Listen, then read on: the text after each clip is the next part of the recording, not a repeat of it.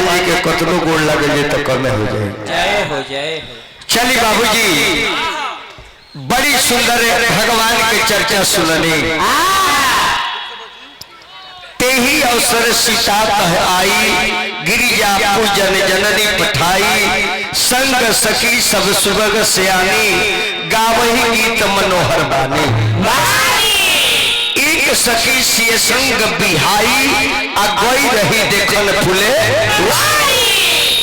राम लक्ष्मण के देखे जानकी जी बारी गिरिजा जी के मंदिर में और जाके छोटकी सखी कहते के सीता बेमतलब के पूजा करता रही पूजा के लिए से फायदा तारा फुलवरिया में ओइसा तू जनाइल बड़े देखबू तो मोल करियो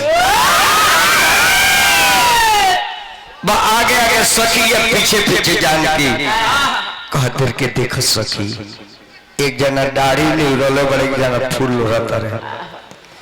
अब राम जी के सीता जी देखतरी या सीता जी के राम देखता रहे। परवा मानस में लिखल बा पहला झांकी यानी राम जी के 4 प्रकार से शादी हो रहे।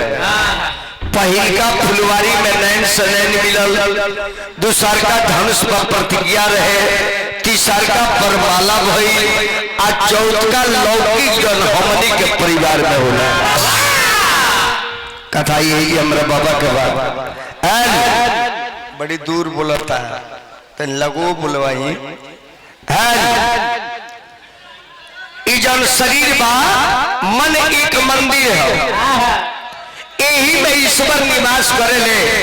हरिराज मिस्त्री के बनावल हरिराज मिस्त्री के बनावल हो लेकिन हरि मंदिर ओ मिस्त्री के बनावल हो जन मिस्त्री सुए में निवास करे ऐसे कमला भैया बड़ा दर्द। अरे मनवा के मंदिर बना लो, अरे मन में के मंदिर बना लो यही तो श्री राम के बता लो।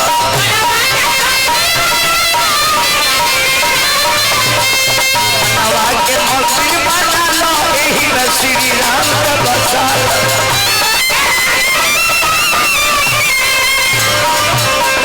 राम के बसालो श्री राम के बसालो, राम के बसालो श्री राम के बसालो।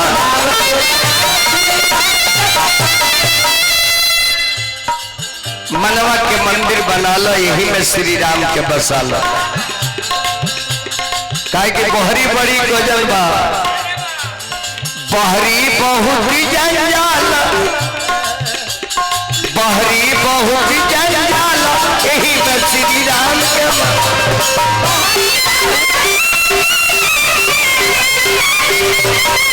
मनवा के मंदिर बना लो यही में श्री राम के बसा लो।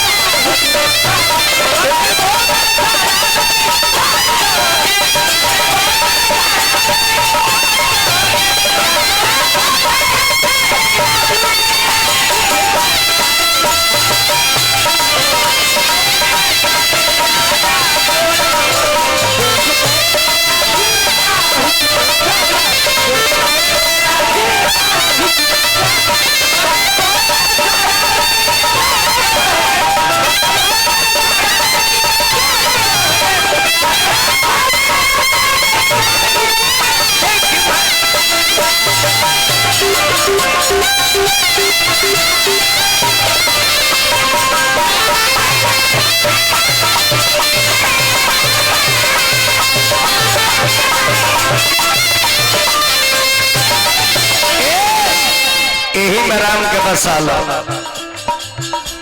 इनमें के बसौले बा ब्रह्मा बनवले हो विष्णु बनवले, ब्रह्मा बनवले हो विष्णु बनवले, शिव शंकर जी तो धुइए राम बोले, शिव शंकर जी तो धुइए राम बोले।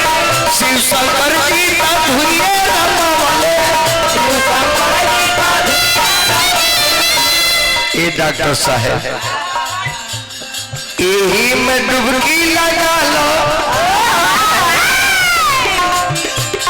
यही में डुबकी लगा लो, यही में श्री राम के बचा लो,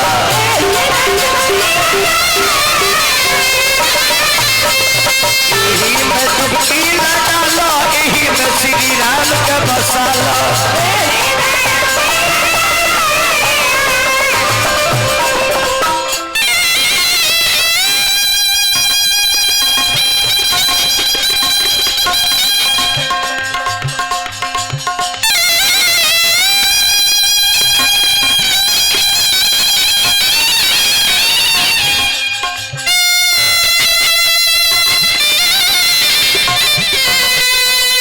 यही ताल पर नचनिए नाचे के बाद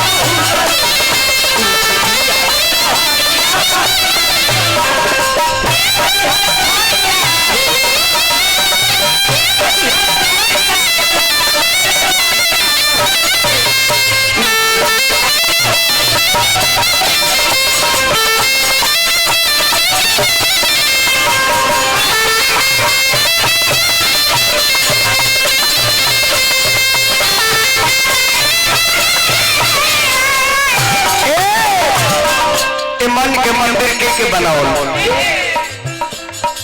सब हमारे तारे बाबा विजेंद्र एक दिन देखा दे हनुमत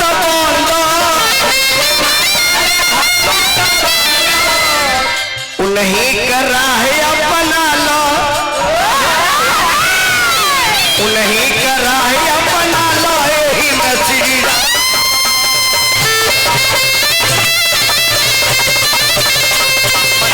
मंदिर बना लो, यही में श्री राम का बसा लो।